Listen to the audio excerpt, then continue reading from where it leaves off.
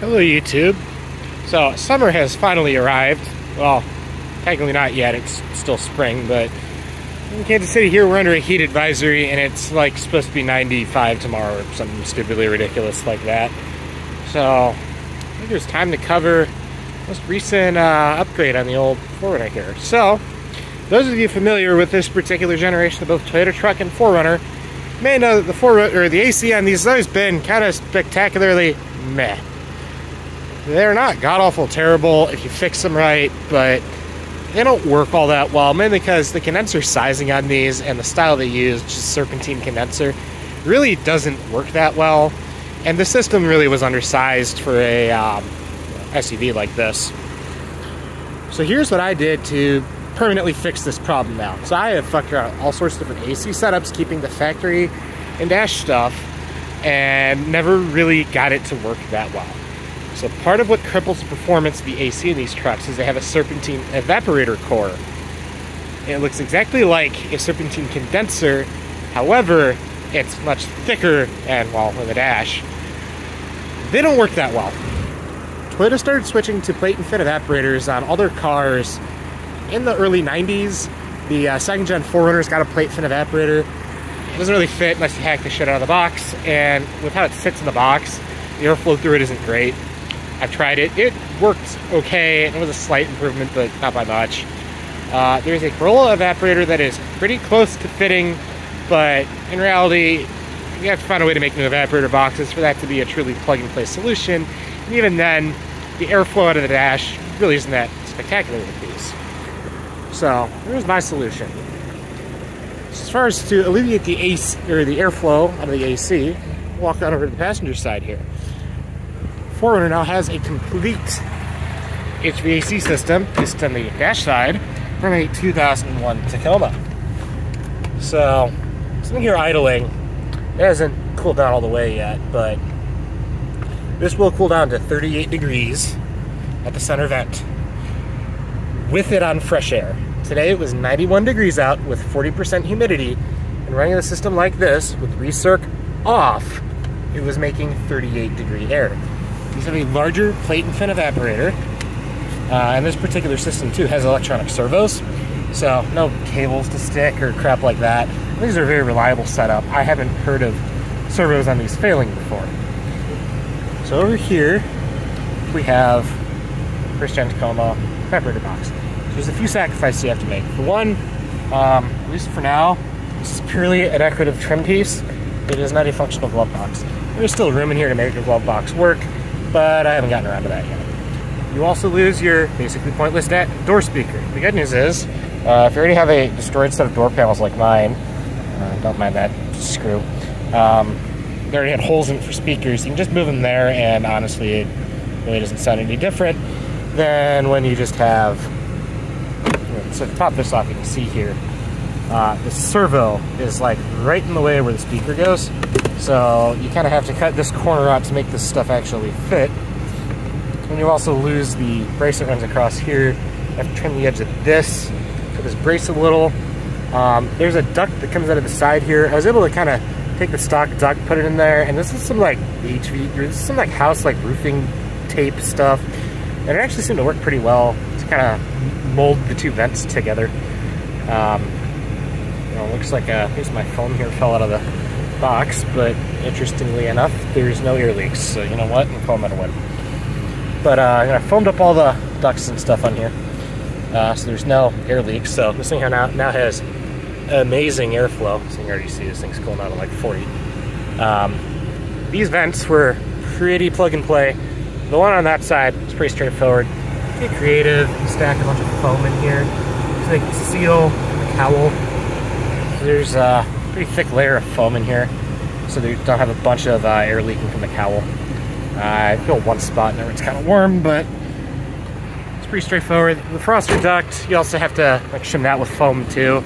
Just gotta make that line up because the stock truck one is flat and that one sits at an angle. Now for the other hood modifications, so this right here is honestly what makes the biggest difference. So if you look, this is not a OEM condenser setup. So this is my own custom stacked AC condenser setup. So this is 2TRFE. This now has a 5th gen 4runner AC compressor, so line's clear a little better. Honestly, regardless of the engine, pretty much any compressor you use, the only real difference it'll make is it might take longer for it to cool down. That's not really a contributing factor on these with how cold the AC gets. The biggest deal is condensers, and then also airflow.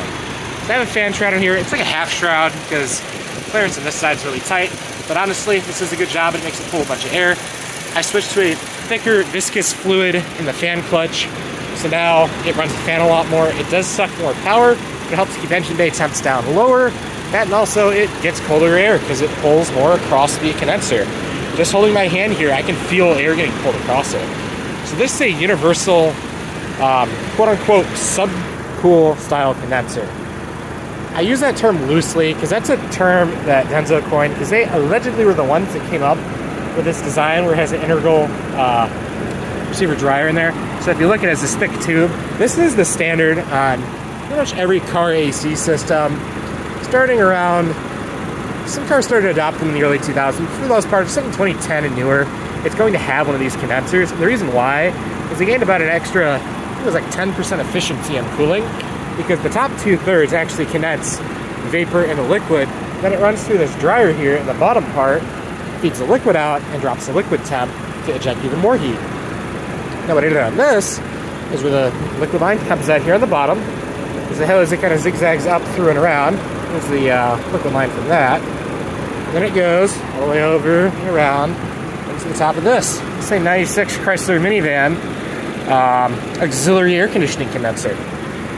So thankfully it has a standard number 6 AC hose fitting there.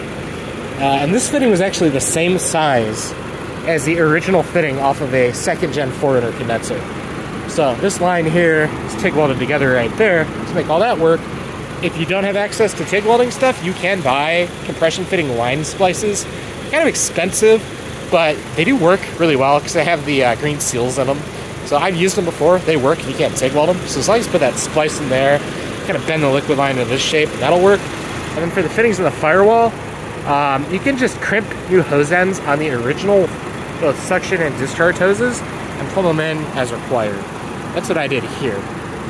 So using this condenser setup, the universal condenser here. So this one is through Clima Parts. If you go on their website, you can find part numbers for their condensers, and you will see the ones towards the end of their listings on their website that have the receiver dryer on it. That's one you want because a regular parallel flow condenser is already an upgrade.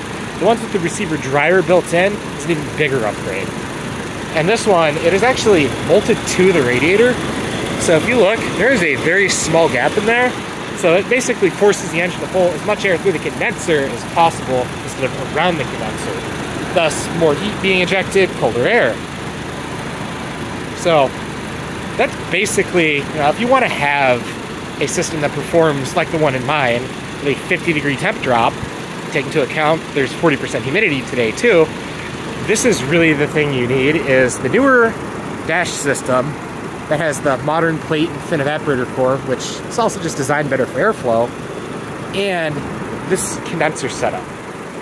The stacked condensers truly makes a huge difference, because what this condenser does here is all it does is just drop the temp of the liquid refrigerant even more.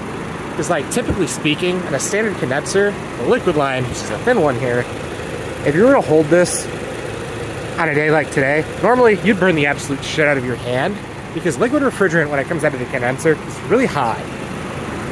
This line, it is warm, but you can hold your hand on it. Most car AC systems, if you try that, you're going to burn the shit out of your hand. So, all of that cooling capacity here with the 2 parallel flow condensers, and the newer dash, or newer system in the dash, is just an immense upgrade. And if you want to have one that looks basically untouched, so this is an 01 to, I think, 04 set of controls here. So this is the 3 knob, it's all electronic. Well, if you want to keep this basically the same controls, all you need to do is find one from like a 95, I think it was 95 to 97. They have the same 4 sliders, just like the original setup, with cables. So that'll allow you to keep everything in the dash looking pretty much stock, but I think the 3 knobs look kind of cool. And it'll all pretty much plug and play and work.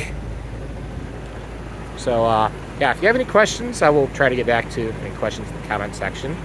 But yeah, this is how I did the quote-unquote ultimate air conditioning upgrade to a 84 to 89 for the 4Runner, the first gen. It also is true for the 84 to 88 trucks. Well, hopefully at least someone finds this video useful, and well, if you like to subscribing to my very mediocre YouTube channel, feel free to. I post very sporadic content about pretty much 80s Toyota trucks. So, well, thank you for watching, and bye.